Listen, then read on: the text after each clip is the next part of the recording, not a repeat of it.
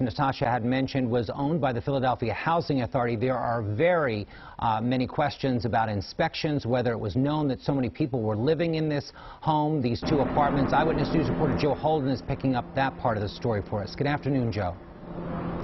Jim, good afternoon. There are so many questions, as you have indicated, regarding what went wrong here. Some neighbors and residents telling us they sounded the alarm with the Philadelphia Housing Authority many years ago about escape routes. If this building were ever to have caught fire, how were these people going to get out? One woman telling our news cameras that she was advised at the time that she would likely have to jump.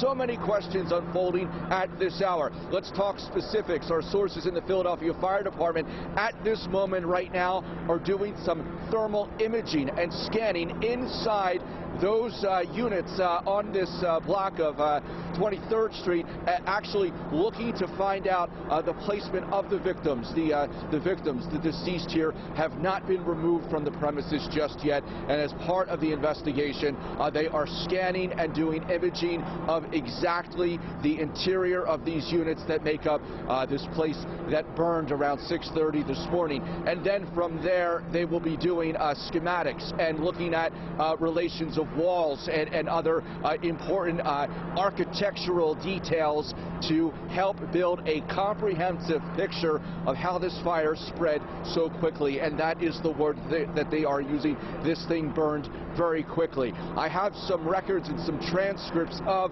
last inspections, and when we are talking about smoke detectors and carbon monoxide detectors, Unit B last saw an inspection from the Philadelphia Housing Authority on May 5th of this year, and at that time they had 6 smoke detectors and 3 carbon monoxide detectors, all said to be working. They did replace batteries in 2 detectors.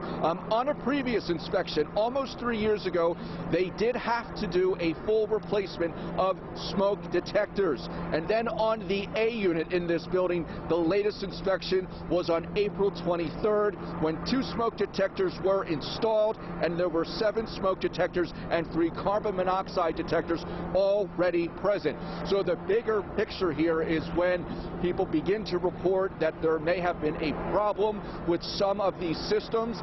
The last data that we have from officials with the Housing Authority is that these inspections happened in the springtime and that there were noted working smoke detectors and carbon monoxide detectors. That's the latest for now. Live at the scene, this is Joe Holden, CBS 3 Eyewitness News. That's the big question, Joe. How many of them could not be operating at that time? I mean, 13 in all smoke detectors in this tragedy. Thank you very much, Joe. We appreciate it. We'll come back to you a little later on.